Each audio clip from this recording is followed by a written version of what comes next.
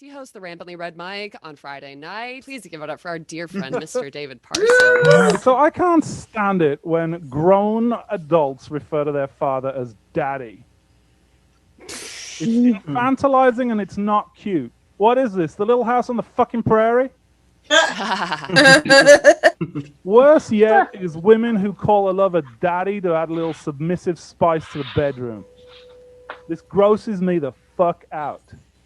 I know incest porn is all the rage, but it doesn't turn me on one bit. I did have one girlfriend who insisted on calling me daddy. When I was freshly divorced, I dated a 20-year-old. The sex was amazing. It was all kinds of kinky. By the way, I hardly recommend dating someone 15 years your junior. But wait until you're in your mid-30s and for God's sake, take your vitamins. I was fine with the kinky sex, but Daddy was taking it a little step too far. I mean, I was old enough to be her father, for God's sake. Especially disgusting was the way she used it. She wanted me to whip her bare bottom with a belt while she pleaded, "Daddy, I swear I'll never miss my curfew again." Got the impression this was less role play than the reenactment of some suppressed childhood trauma. Better worked out in counseling than on my dick. But for some people, it's a turn on. I just don't get it. And it's exclusively one direction. If a guy wants to call a woman mommy, he usually wants to be breastfed or have his diaper changed. But daddy's way more mainstream. Why stop at daddy, I wonder? Plenty of other familial terms of endearment that could be used in the bedroom. Destroy this sweet pussy, big brother. Put it in my ass, cousin. Oh, no. Maybe that one's all right in Arkansas. Ooh, give me some of that good grandpappy dick. If it's a term of submission or respect, why doesn't it appear in other contexts? The defendant pleads not guilty, daddy. A broken taillight? I'll get that fixed right away, daddy. I'll get that slide deck prepared for the big quarterly meeting by the end of the day, daddy. Got to be daddy. You don't hear more formal terms of parental address in the bedroom. Oh, please come in my mouth, father. You want your papa to eat that pussy, don't you? Give it to me good and hard, Dad. Shit. Well, you do you, but as far as I'm concerned, leave Daddy to the preschool crowd. Okay. Preparing for the Big Blue Ball qualifiers made me remember my teenage years.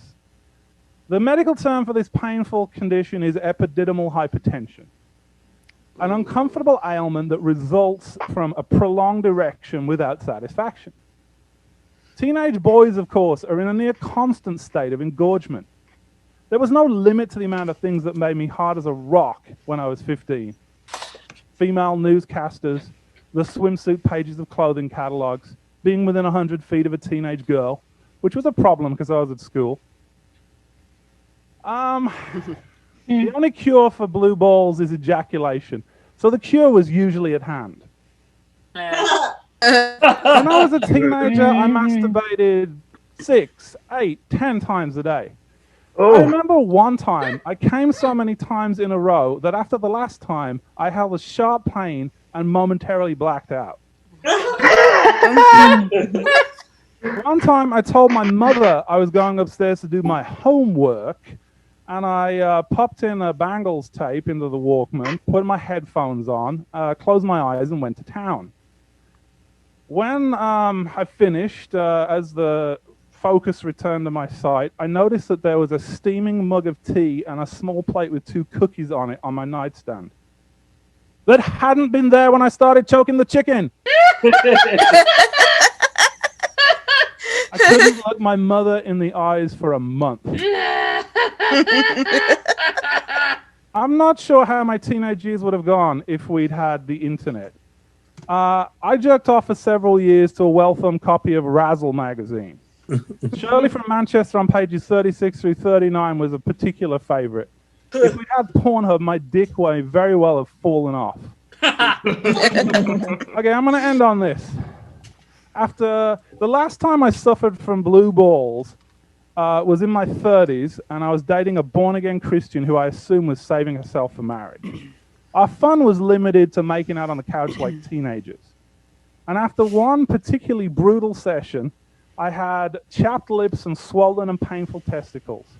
I crab walked down to my car, drove home wincing every time I hit the speed bump, half crawled to my apartment, limped to the bedroom, and rubbed one out. The resulting geyser of hot jizz hit the ceiling, uncovered my body, my face, my hair, the bed sheets, and the back wall of my room. I basically repainted my bedroom in Pantone 1869-69.